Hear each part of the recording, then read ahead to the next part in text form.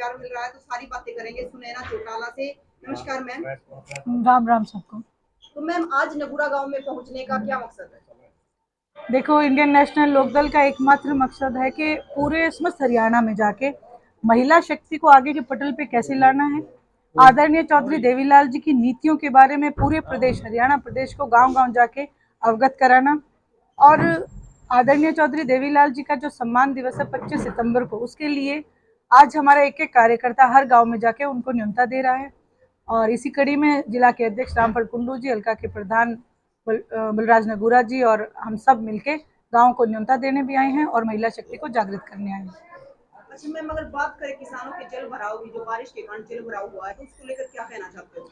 देखिए, हमने हर बार सरकार के साथ इस चीज की लड़ाई लड़ी है। हमेशा जब भी कॉलिंग मोशन आता है, आज भी विधानसभा में अभय सिंह जी चौटाला इस बात के इंतजार में है कि जब भी किसानों की बात आती है वो हमेशा खड़े होकर उनकी आवाज उठाते हैं।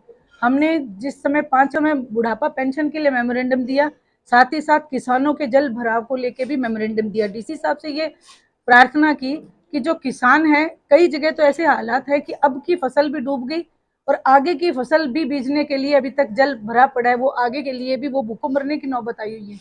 तो हम इस वक्त तो हम सरकार से गुजारिश कर सकते हैं, कोई आंदोलन कर सकते हैं, लेकिन मैं ये विश्वास दिलाती हूँ कि जिस समय इंडियन नेशनल लोकदल की सत्ता आएगी तो इस जल भराव का परमानेंट को इलाज करके दिया जाएगा। अच्छा मैम, जो डिप्टी सीएम दुष्यंत चौटाला है, उचाना हल्का उनके अंडर में आता है, तो अगर सड़कों की हालत देखी जाए तो बड़ा बुरा हाल है, तो उसके बारे में आप क्या कहना चाहते हो?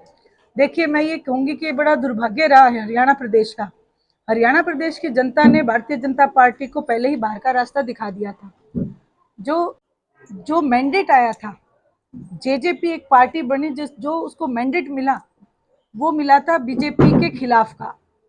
और जहां तक आपने दुष्यंत चौटाला जी का सवाल किया, तो उनके अनेकों ऐसे भाषण आप ऑन रिकॉर्ड देख सकते हो।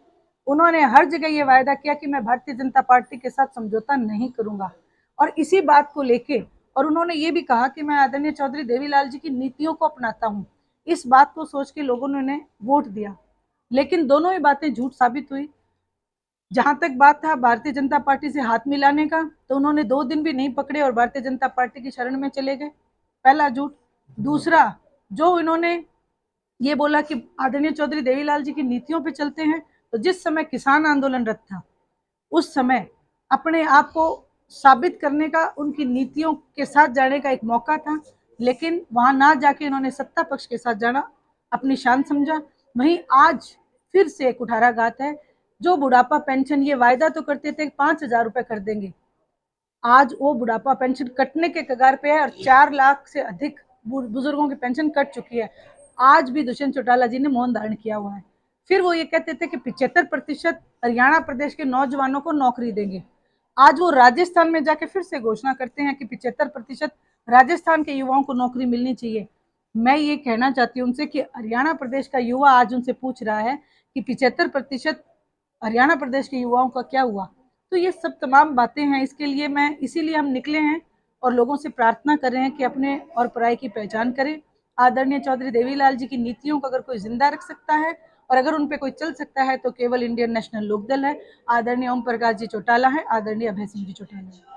मैम, कहीं ना कहीं जहाँ पर सड़कें बनाई जाती है वो बनने से पहले टूट जाती है, आपने शायद देखा भी होगा, आप सापुर गांव से आई हो, जी वो जी सड़कें बिल्कुल। बनने से पहले टूट चुकी है। जी बिल्कुल, हम लोग जिस रास्ते से भी आए, कुंडू साहब भी इस चीज का जिक्र कर रहे थे कि अभी 10 दिन पहले ही ये सड़क बनी है, लेकिन आज वो सड़क बारिश आते ही पूरी तरह से बिखर गई है। वहां पे जल भराव है और हर जगह, न केवल जींद, हरियाणा प्रदेश में हर जगह 5 दिन पहले सड़कें बनी हुई वो टूटती हुई नजर आ रही हैं। ये एक भ्रष्टाचार है, बड़े बड़े लेवल का भ्रष्टाचार हो रहा है।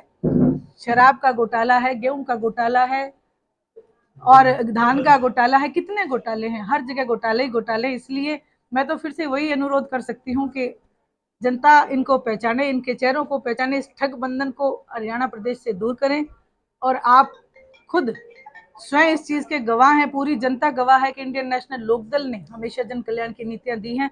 आगे भविष्य में भी मैं ये वायदा करती हूँ कि अनेकों जन कल्याण की नीतियां हमारे पास हैं, हम प्रदेश में लागू करके देंगे और बिना किसी झंझट के सरकार को भी चला के दिखाएंगे। एक मैम नई योजना आई है जो भी हर घर तिरंगा, उसको लेकर क्या कहना चाहते हैं? देखिए, आप आज आम आदमी को जो सामना करना पड़ा, डिपो पे राशन तो वैसा ही नहीं है। मैंने अनेक जगह, ये और स्ट्रिंग ऑपरेशन भी हुए हैं, डिपों पे तिरंगे बेचे जा रहे हैं। घर घर तिरंगा का मतलब, यदि इतना वो, अगर उनका डिवोशन है, इतना वो इस अपनी भावना रखते हैं देश के प्रति, तो पहली बार तो नागपुर में जो उनका आरएसएस का ठिकाना है, वहां पे झंडा फहराया जाना चाहिए, तिरंगा। और अगर वहां पे नहीं है तो कम से कम लोगों को फ्री ऑफ कॉस्ट जाके घर घर जाके तिरंगा लगाना चाहिए, ना कि 25-25 रुपए में, 38-38 रुपए में आज तिरंगे को बेचा जा रहा है। यहाँ पे भी इन्होंने देश को बेचने में कोई कसर नहीं छोड़ी, सब चीजें ये बेच रहे हैं। अब इन्होंने तिरंगे को भी नहीं बख्शा। मैं तो यही कहूंगी, इस तिरंगे की शान को, ये हमारी आन बान और शान है, इसको बचाना है और हिंदुस्तान से मैं कहूंगी भारतीय जनता पार्टी को उठाना है। मैम, सोशल मीडिया पे एक पोस्ट वायरल हो रही है कि तिरंगा मेरे पास है लेकिन छतरी है।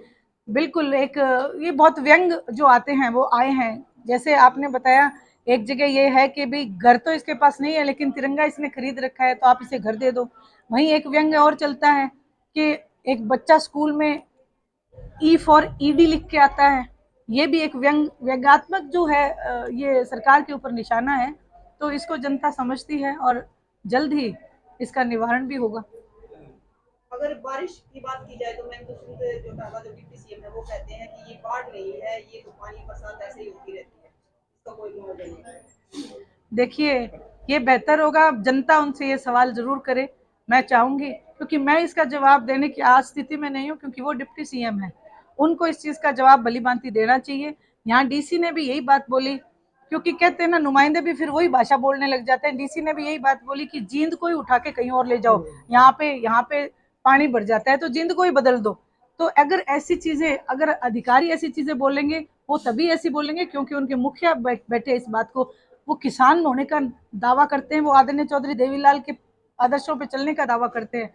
तो क्या वो ये नहीं समझते कि किसान को सबसे पहले मुआवजा दिलाने में आदरणीय चौधरी देवीलाल जी ने भूमिका निभाई थी? क्योंकि मैम, जो ये सिचुएशन है, जो बरसात के पानी की सिचुएशन है, बाहर से ही, मतलब बाहर से ही मिलती जुलती है, क्योंकि ये जो हालत है वो चीन में ही नहीं है, सार जिले में भी है। ये हिसार में भी है, डिस्ट्रिक्ट सिरसा में भी कई गांव 400-400 एकड़, 2-2 हजार एकड़ जमीन। कैथल में भी मैं गई हूँ, वहां भी 2,500-3,000 हजार एकड़ जमीन डूबी पड़ी है। और ये कोई एक साल का काम नहीं है, हर साल कहीं ना कहीं ऐसी स्थिति आती रहती है। तो इसके लिए कोई परमानेंट एक ड्रेन निकाली जानी चाहिए, परमानेंट तरीके से सरकार को संज्ञान लेना चाहिए। आज 18 साल हो गए। आपको मैं एक बात कहना चाहती हूँ, सिरसा जिले में जो पहले सेम थी, उसके लिए आदरणीय चौधरी ओम प्रकाश जी चौटाला ने सेम नाला निकलवा के दिया। और वहीं जो सिरसा के कुछ हिस्सों में पानी नहीं जाता था, टिब्बे थे, आज वहां के लोग ये कहते हैं कि वहां पे हमारे कोयल बोलती है, क्योंकि हरा भरा हो गया हमारा। वो आदरणीय चौधरी ओम प्रकाश जी चौटाला की देन है। इसीलिए मैं प्रार्थना करना चाहती हूँ कि आप ऐसी सरकार को अपने ऊपर लेके आए जो कि आपके भले और बुरे की पहचान कर सके। मैम, जब हमने धरातल पर कवरेज की इस चीज को लेकर, बरसात के पानी को लेकर, तो कम से कम 10-15 दिन मतलब छत पर बैठे हो गए लोगों को, लेकिन वहां पर ना शासन पहुंचा ना प्रशासन पहुंचा। कोई गिरदावरी के लिए नहीं जाता। मेरी एक डिबेट थी जनता टीवी के ऊपर, तो प्रदेश अध्यक्ष जो है सिरसा के जिला अध्यक्ष जो हैं आदित्य चौटाला जी वहां बैठे थे। मैंने उनके सामने एक बात रखी कि 400 एकड़ जमीन बचेर गांव की आज ना तो 2.5-3 महीने से ऐसे ही पड़े, ना कोई वहां पे गया, ना कोई प्रशासन पहुंचा, ना तो उन्होंने एक बात कही कि बोले अभी बरसात हो रही है इसलिए नहीं गए। उनको सिर्फ बारिश की बूंदों की चिंता है प्रशासन के लिए, और जो लोग जिनके घर डूबे हुए हैं, जो भूखों मर रहे हैं, उनकी चिंता अभी भी मुझे नहीं लगता भारतीय जनता पार्टी को है। इसीलिए चाणक्य ने भी कहा है कि राजा ऐसे को बनाना चाहिए जिसका भरा पूरा परिवार हो, जो दुख सुख को समझ सके।